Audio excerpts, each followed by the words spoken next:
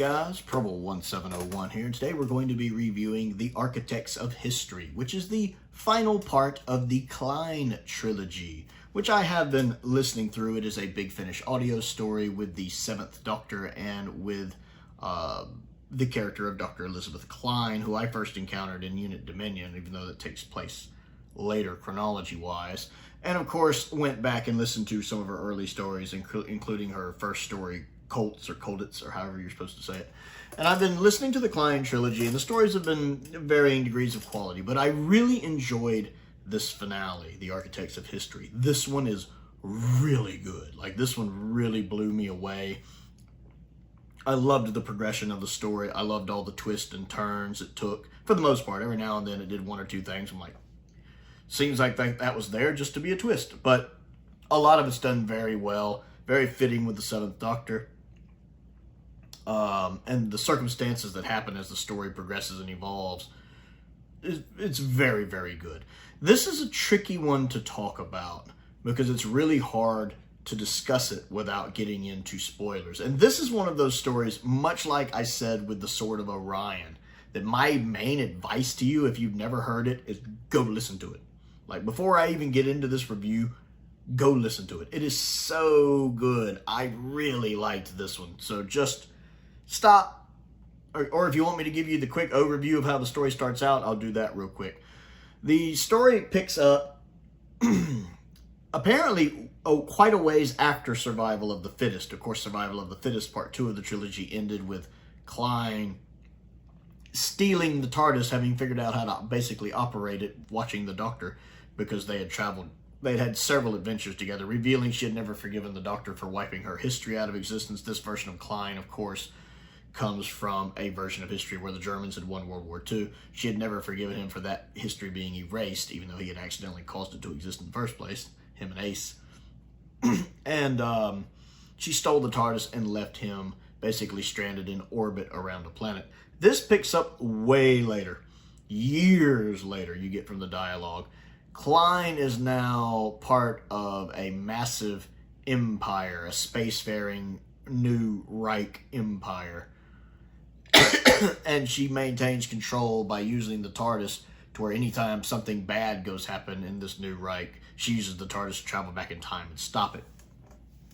And so she ends up on this, like, space station, and she goes there, one, to capture a troublemaker, a spy, and also to interrogate a prisoner there. And the prisoner, of course, turns out to be the 7th Doctor. But the 7th Doctor, memories of her are different because this is the 7th Doctor from that altered reality. So he doesn't have a lot of the memories of her from before, although he does mention that her kind of boyfriend from that was mentioned in Klein's story, which is basically a flashback story, kind of. It was with her one time, which she doesn't remember, which is interesting.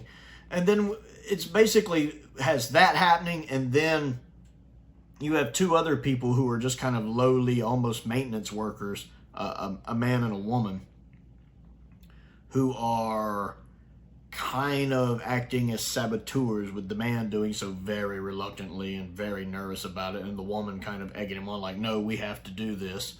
And of course their story, they're a key part of the story as well. And then basically a surprise attack that gets launched on them by shark people in metal suits. That's a cool thing.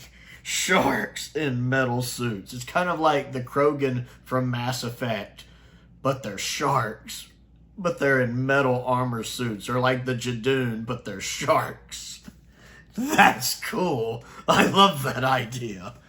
And the sharks' voices are done really well, too, in the audio. The audio does a really good job with all of the audio stuff it's doing. Since, again, it's audio only, there's no visuals. It has to create the visual in your head, which, as I mentioned before, when I'm listening to audios, same thing when I'm reading a novel, I tend to picture the events in my mind. The story does a good job of giving me the information to where I can create a good picture in my head of visualizing this story. Love the sharks. Love the voice of the sharks. It's like you can't tell if that's their normal language or if there's some kind of translator going. I'm thinking translator, but it's really cool, really menacing. I like that. Of course, they're aggressively violent, like you would figure they would. Sharks on the land. That's a terrifying thought. So that's pretty cool, and how they pop up out of nowhere and things start going badly. This story takes a lot of twists and turns. Like imagine how you expect a season 26 style story to take twists and turns, like Ghostlight or something. This does that. It has all those twists and turns, and to sit here and explain them to you would spoil the story for you. So I'm going to give you that setup that I just gave you, and I'm just going to tell you to go listen to it.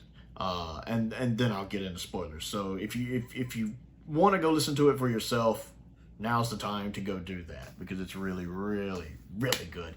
Performances also really good. Really love the performances. One of the things I've really liked about all of the stuff with Klein, especially from Colts and the Klein Trilogy, Colts, whatever, is Sylvester McCoy's performance. This is some of the best I've ever, I was going to say seen, but seen, I guess, heard him perform as the Doctor.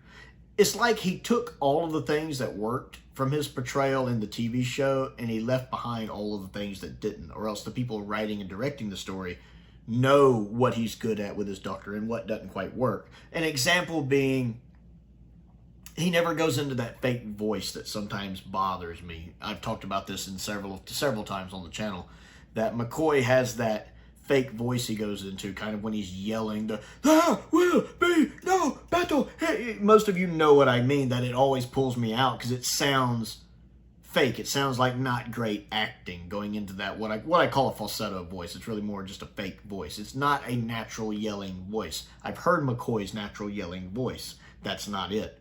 None of that happens here. It's like the writers, directors, and Sylvester understand after all these years what makes his Doctor work. So his dialogue is done more in calmer, lower tones, much like the speech in the Happiness Patrol when he's daring the guy to shoot him. And he does that speech so well in the Happiness Patrol. Such an underrated speech. It does not get enough credit. And a lot of his dialogue is delivered in that, but he does these little nuanced things with the lines. I don't even know how to explain it. It's just the little inflections, the little pauses between words. It's like I can picture him doing mannerisms with his hands while this is happening. Like, I know the way he's moving. I know what his facial expressions are doing. I know what he's doing with his hands. I can just picture them. It's like, more than ever, the Seventh Doctor reminds me of the Second Doctor with more of an edge to him, because the way he's delivering his voice with his dialogue, much like Troughton does. I can tell a lot, even in episodes that are missing with Troughton, the way he's saying his dialogue, the way I'm hearing the dialogue. It's easy for me to picture what Troughton is doing with his body language and facial expressions. I'm able to do that here with McCoy in very much the same manner. Again, much like the Second Doctor, with a bit of a darker edge to him. I can picture exactly the look on McCoy's face, exactly what he's doing with his hands, and it works very well in my mind. I cannot praise Sylvester McCoy's performance enough in this whole trilogy and in her first story as well. Really impressed with the Seventh Doctor. Tracy is doing a really good job as Elizabeth Klein as well, because you do get this by any means necessary thing with these little moments of vulnerability. Like, you get that the guy she used to date back in her timeline meant something to her. So there are these little moments of humanity, but also she has that very firm, for the greater good, for the glory of the right attitude that Tracy does in that performance so well. Klein is quite a fascinating character, especially for someone who started with Unit Dominion with her and ran into the unit version of her, with an alternate version of her. And learning, it's interesting how similar but yet different those two versions of her are. And Tracy does both versions of her really well. The rest of the guest cast are good. We have Rachel, the female saboteur. Everything going on with her is really neat, learning her backstory. And Sam, the male saboteur. The actor playing him does such a good job at how nervous Sam is, how willing to do what needs to be done, but extremely nervous, questioning himself, unsure of himself, very uncomfortable about what's going on. That nervousness is communicated really well. That's some impressive acting, where he'll kind of stutter, or you can almost see the sweat in his voice, if that makes sense. You can hear that he's sweating. You just imagine his hair just stuck to his head. He's sweating so much. So a lot of good voice work there. The guy who plays the General Poindexter, he's really good. And then the voice of the sharks, which is, there's several, but they all kind of sound the same, is really well done. So I actually really enjoyed that. I love all the twists and turns it takes as well. Okay, do I want to talk about spoilers? Okay, now I'll finally move into spoilers, officially. Okay. So basically, the story has good cliffhangers. I don't remember the first cliffhanger, but the second cliffhanger reveals on the fact that, of course, the Doctor has been playing the Seventh Doctor chess master and has been manipulating events far more than he had let on. With the third episode cliffhanger being the sharks find out the Doctor was going to betray them anyway, and so they betray him. They turn on him. They're all really good cliffhangers because it's a 4-part story. It's interesting because McCoy goes from being prisoner to being let out because Klein needs the help because the TARDIS was sabotaged. The two saboteurs managed to plant a device on the TARDIS that basically ripped the interior out of it so the TARDIS wouldn't work anymore. Whereas Klein is convinced the Seventh Doctor has a TARDIS stash nearby, but while he has memories of the mainline Seventh Doctor, he doesn't have all the memories of this alternate version of the Doctor, so he's not quite sure where it is. To the reveal that he's the one who actually, at some point in time, went to the future, gave the sharks the technology to come back invade. He's the one who set up a plan with them to set up the invasion. That episode 2 cliffhanger and his dialogue are really good. And then Klein, of course, is constantly trying to keep up with events going on around her, but making it work. She also has another person she brought with her, a major, I forget his name. He's a pretty good character, a bit two-dimensional and very World War II German-like, I guess. Learning that Rachel is actually a companion of the Doctor in this alternate timeline, that they went on adventures just like the Doctor and Companion, and she was set up there by him 6 months ago to help sabotage stuff to stop Klein.